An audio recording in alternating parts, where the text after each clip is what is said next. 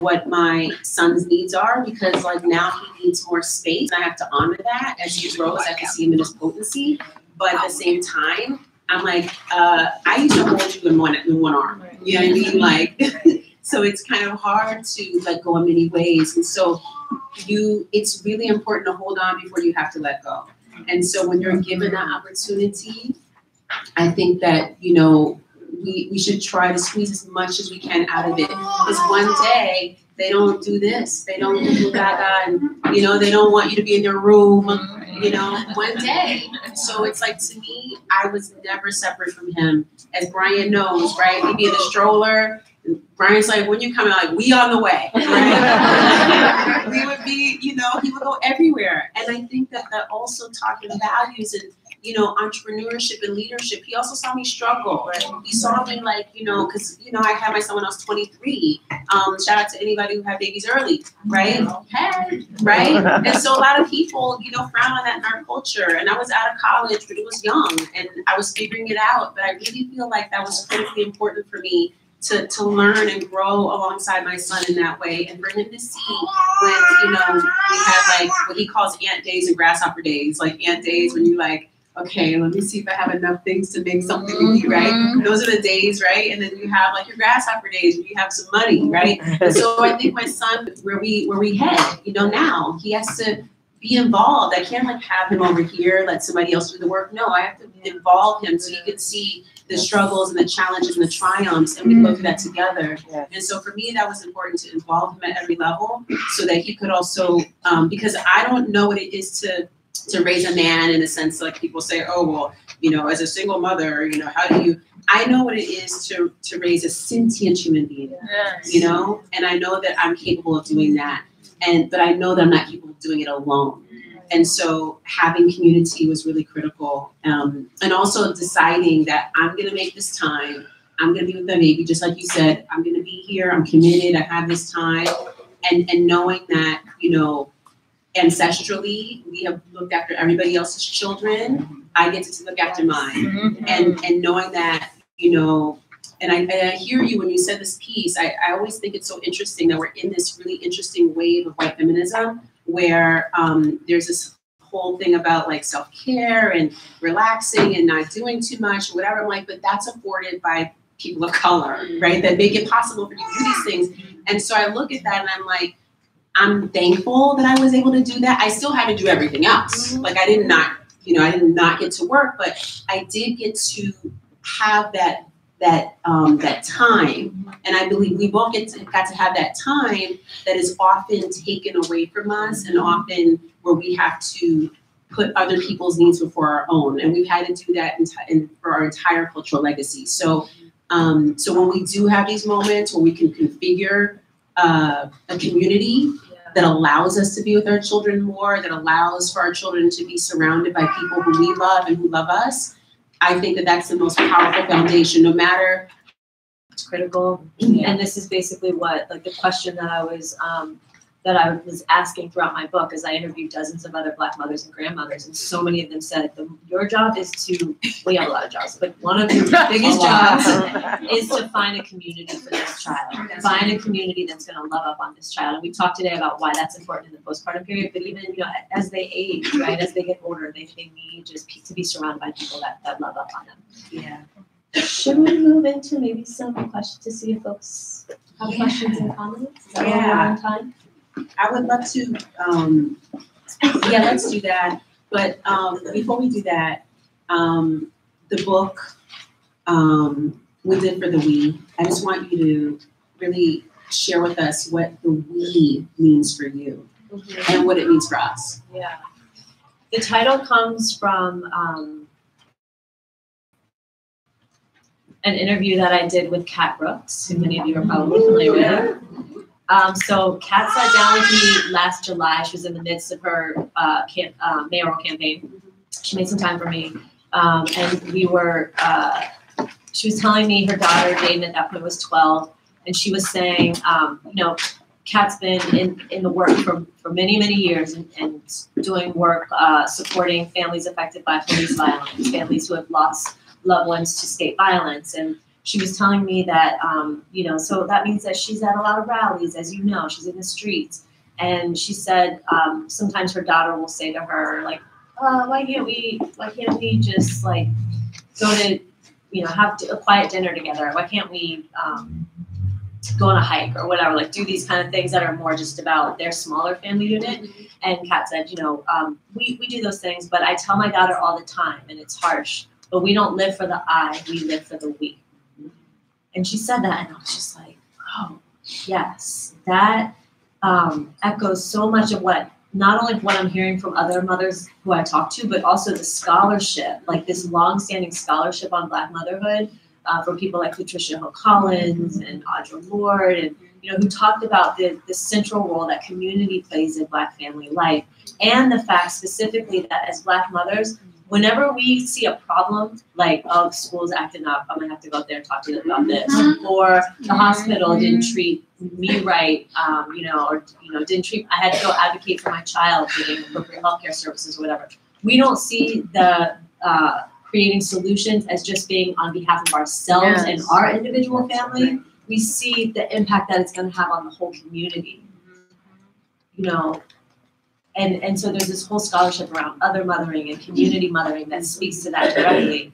And that's what I wanted to communicate with the book, because that's what kept coming up over and over again. No matter if I was, you know, no matter who I was talking to, it was all about how they, you know, these women that I talked to, they saw the importance of making this world better, not just so their own child will have a better future, but so we all can.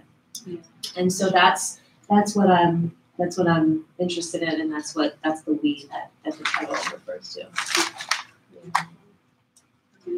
Yeah. You have some questions? Are you tentative about the question? Tentative about the question? Will you stand and share your name? It's okay. Family. My name is April. I'm just wondering what you think. Like, I love hearing about the prevention. What do you think are some essentials to healing? Yeah. So the question from April was about what essentials do we think there are for healing birth trauma? Do you want to start?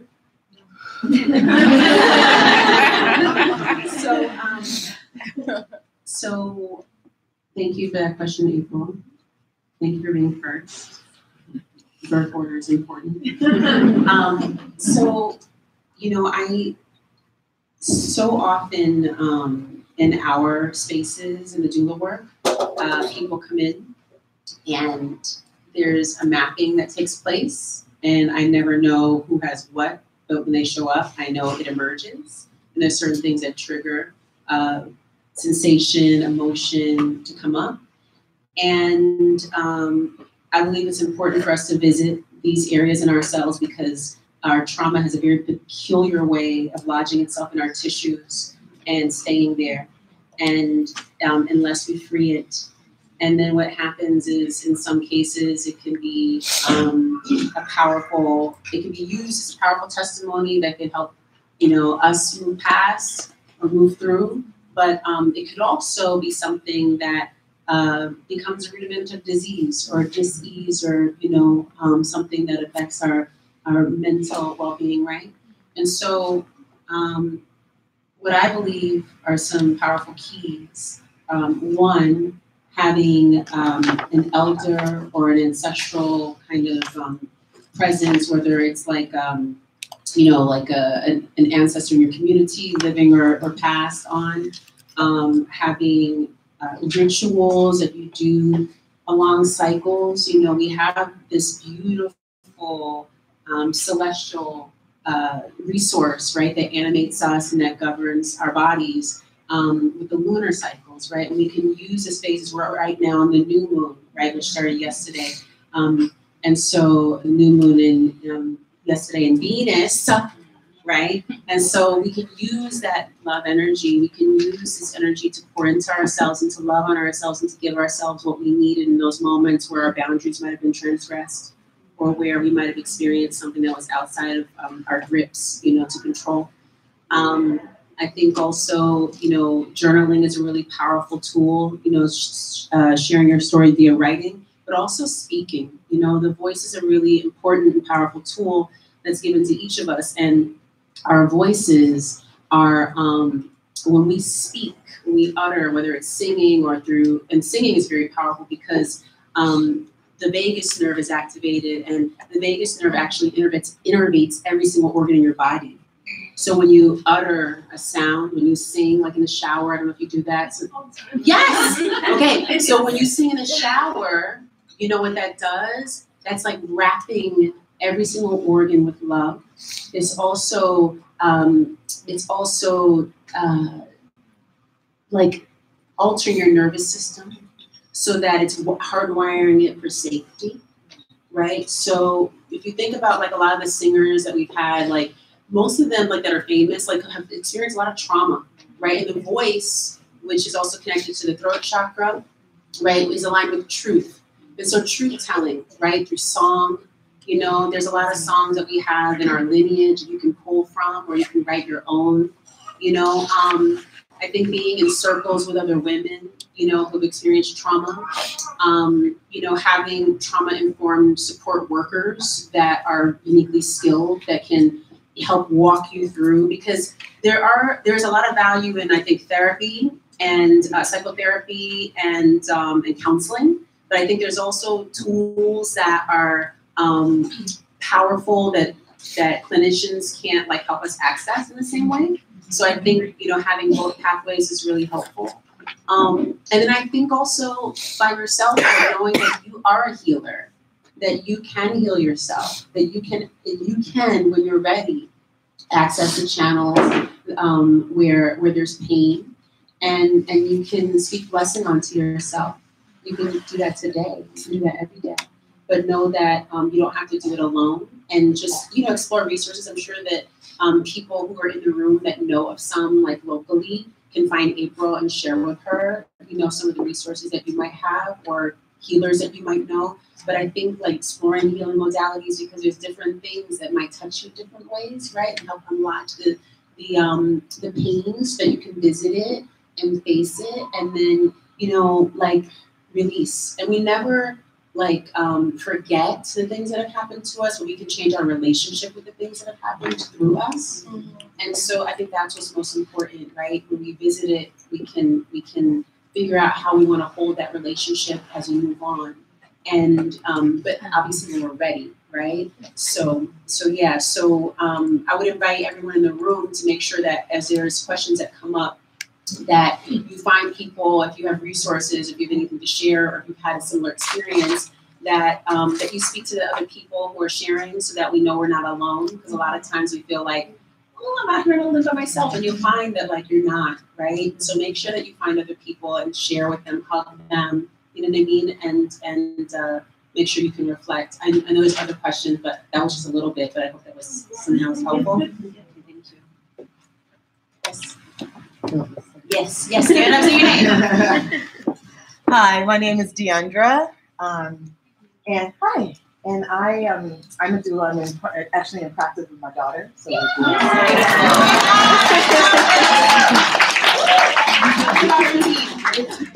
it's quite fun and amazing, and it's been life-changing. What we talk about a lot in our postpartum work is that in my generation, and when we're working with birthing persons in our practice, oftentimes the mamas, meaning me, the grandmas of the baby who was just born, we are a part of that generation in which we were so separate from our births. We're a part of my mom was very separate from the birth with me. And I was very separate from knowledge around breastfeeding and unmedicated birth. So all that knowledge, I was very much a hospital medical scene.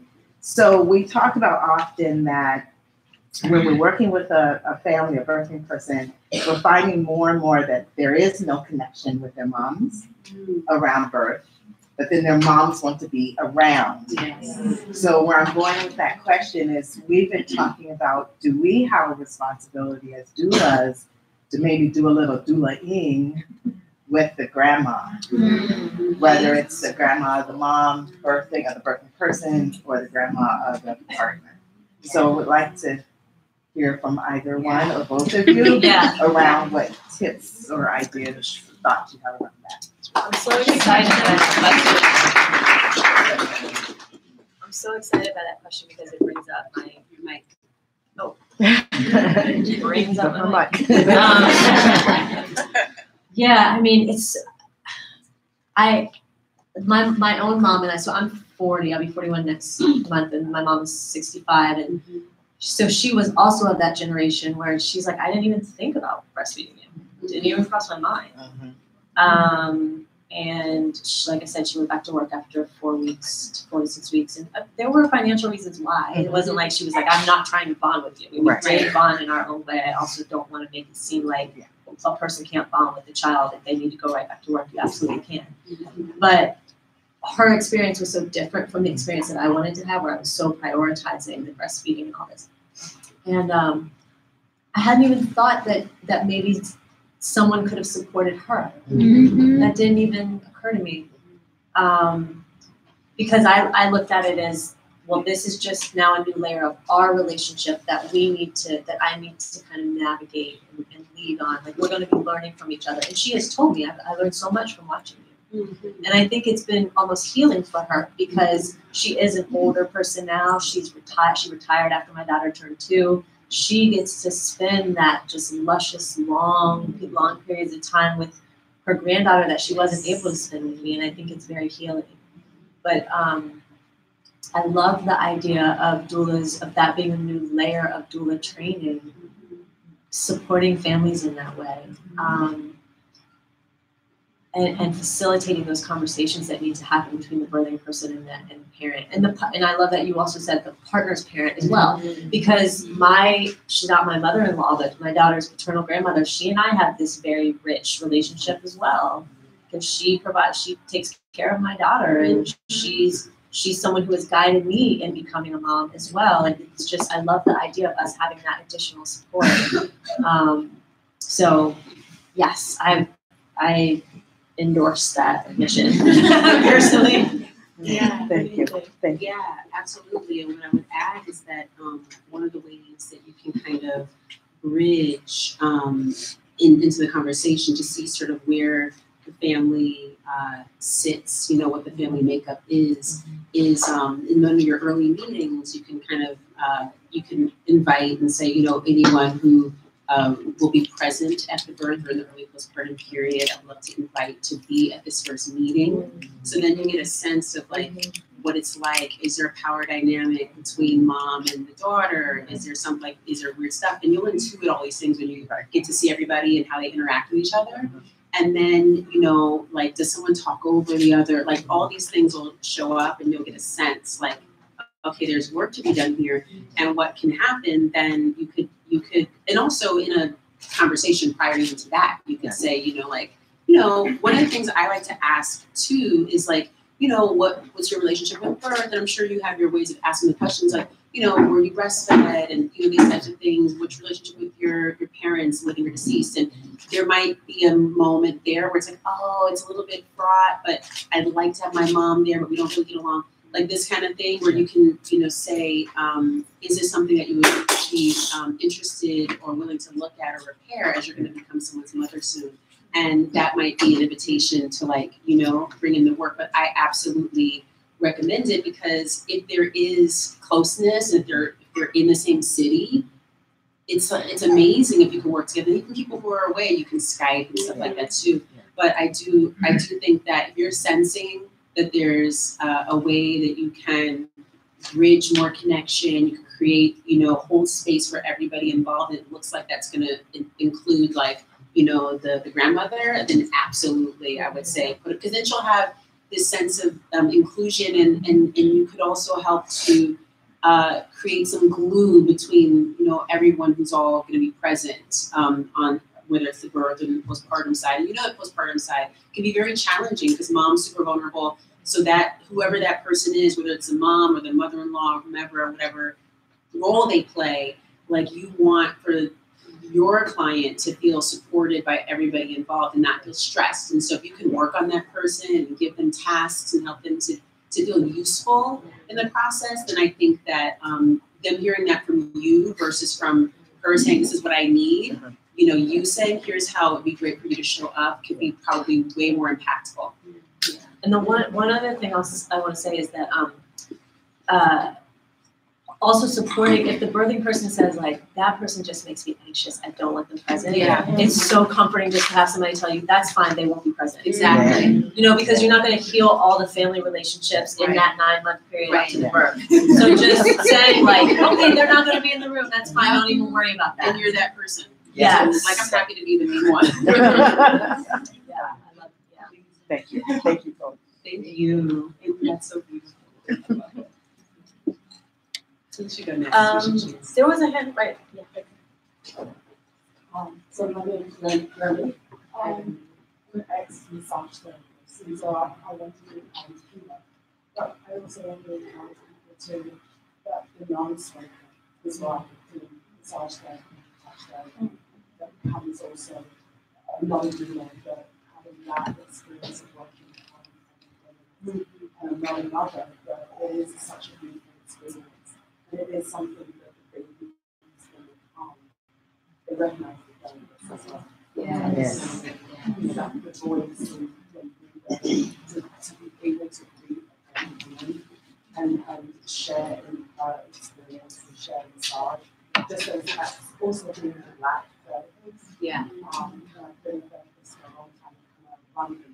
So a lot of space trying to make sure that I was always available to our community. Yeah. Because it's not always easy for us, especially in London.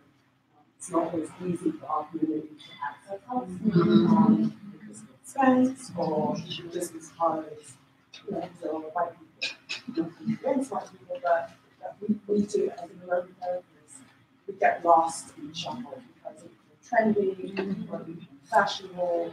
So I just wanted to encourage people to tap into all of our ancient healing resources of yoga, meditation, massage therapy, yoga. They're all part of direct line. I just wanted to add that to the conversation. Thank you so much. And I think when we talk about healing, that yes, today we see so many of the things that we feel may be out of our reach repackaged and sold to us under different names or branded differently. We're like, oh, those are our things. Right? And so yes, you go back and get your stuff. Right? And it's okay that, like it's our stuff, right? So practice our tools, use our tools, and don't think that just because like you're the you see only one type of body type or skin color in a room practicing yoga or whatever it is, that it's not our stuff, it's ours, right? So and these tools are free. And so when we see that breath work is free, movement is free, singing is free, right? Herbs are out. There's herbs outside here, right? Everything's like all of God's resources are available to us. And so, yes, like thank you for adding that this is part of our legacy of self-care is to invoke our practices. Yeah. You have to choose. Oh, okay. Let's see.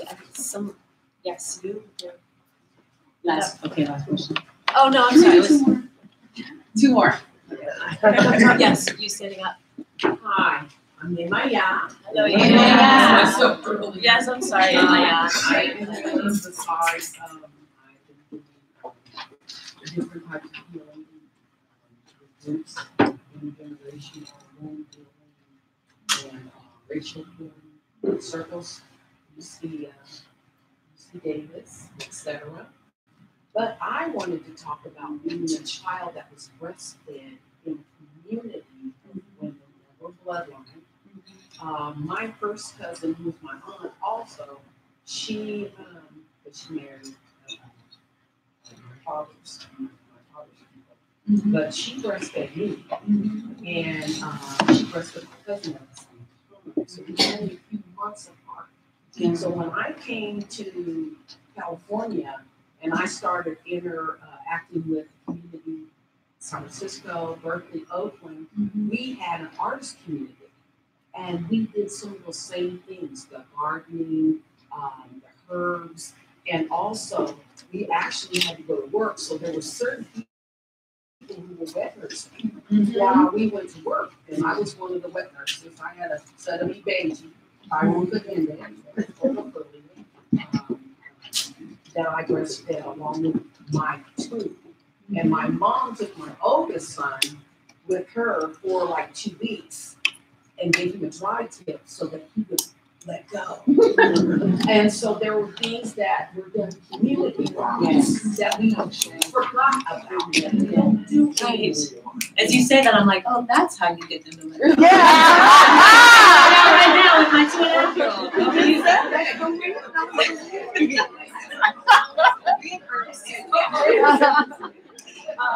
So it upset him initially, but then he got it. So when he came back, he didn't, I already had 2 others on the end of that. Okay, we didn't know that. But we also have uses. Yeah, but we also have to take into consideration that during wartime on the continent, in Ethiopia, Eritrea, etc., the women stayed pregnant so they had milk to not only feed the babies, but to feed the warriors. And so going back in history, there's so many things that we did for our own personal survival that we have to tap into our DNA some kind of way. Maybe the music therapy some kind of way will actually trigger those memories that are already set. And so just to pass on a true story or two, that's one of the things that I wanted to pass on. Beautiful. Thank you.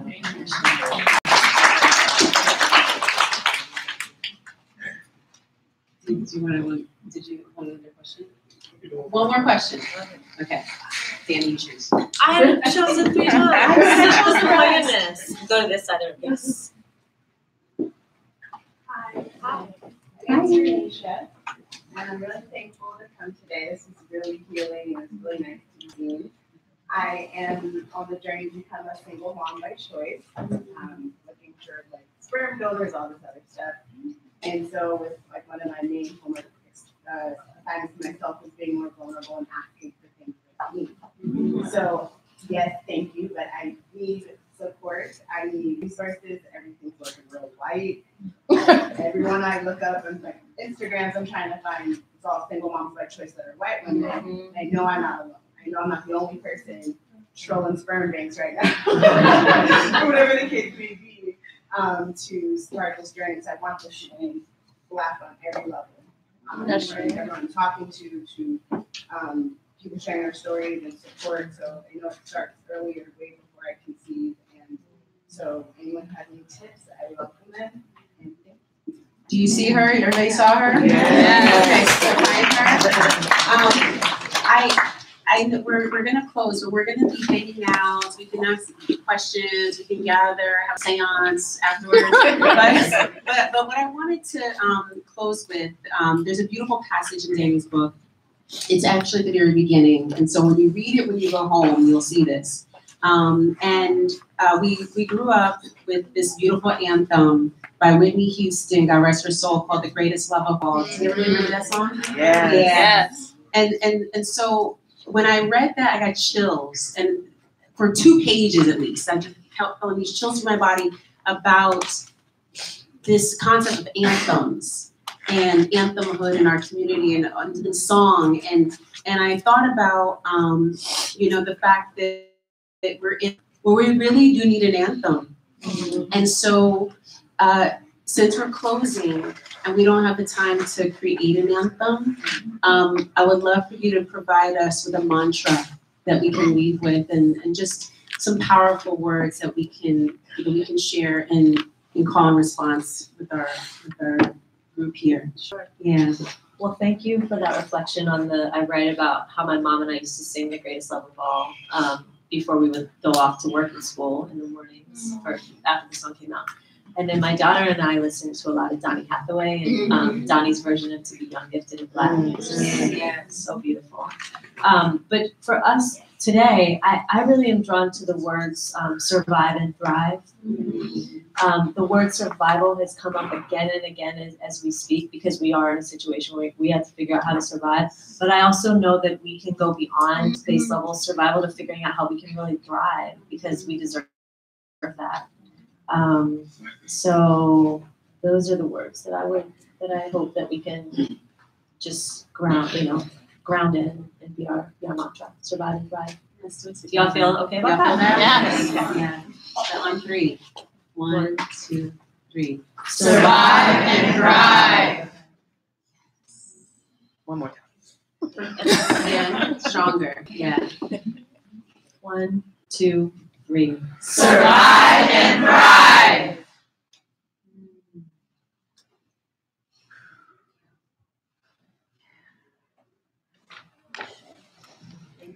Thank you all so much. Thank you.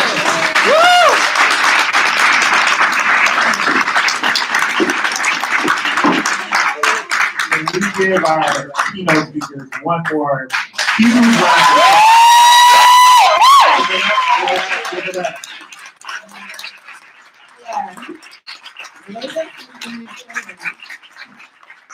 I'm very clear that there are any number of participants in this audience who could have been up here and had an equally moving and important conversation. But we're so blessed to have these women up here giving us all this knowledge and opening up and creating a space. So I have a song, since they couldn't come up with a song, I actually have a song.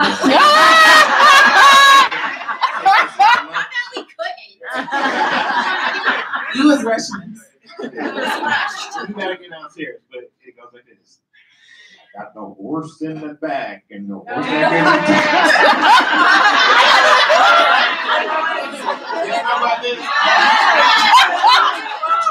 This is about us reclaiming our space and what was originally ours. Country music. So anyway, today is the day of reclaiming what's ours. I'm very happy to see a lot of non-Black allies in the audience, but can I just say that I'm super happy to see such a Black audience. Because you know in San Francisco, it's like Black everything. You like, where Black? So this is moving. I can't help but admit that when I was listening to the conversation, I think more men need to be in space to hear a lot of what we're saying. So, this is the first of many summits. By the way, we do have a hashtag, so we encourage you the lunch, you can do it during lunch, but definitely during the afternoon sessions. The hashtag is PPJ Summit 2019. So please use that hashtag. I am going to invite